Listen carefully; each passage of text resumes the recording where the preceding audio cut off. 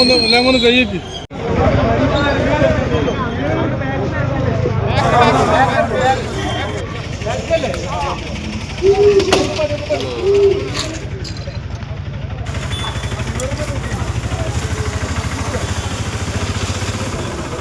Back ഒന്നുണ്ട്.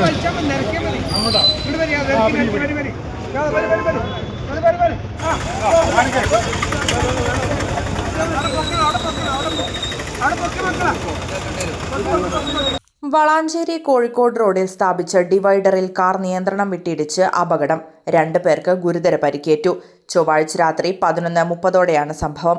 കോഴിക്കോട് റോഡിൽ നിന്ന് വലിയകുന്ന് ഭാഗത്തേക്ക് പോവുകയായിരുന്ന ഹ്യുണ്ടായി ഇയോൺ കാറാണ് ഡിവൈഡറിൽ ഇടിച്ച് അപകടമുണ്ടായത്. 2 പേരാണ് കാറിലുണ്ടായിരുന്നത്. ഇടിയുടെ ആഘാതത്തിൽ കാറിന്റെ മുൻഭാഗം പൂർണ്ണമായും തകർന്നു.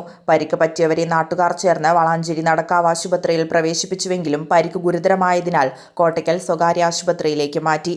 വളാഞ്ചേരി പോലീസും ഹൈവേ പോലീസും ചേർന്ന് ഗതാഗതം പുനഃസ്ഥാപിച്ചു. News desk D4 News.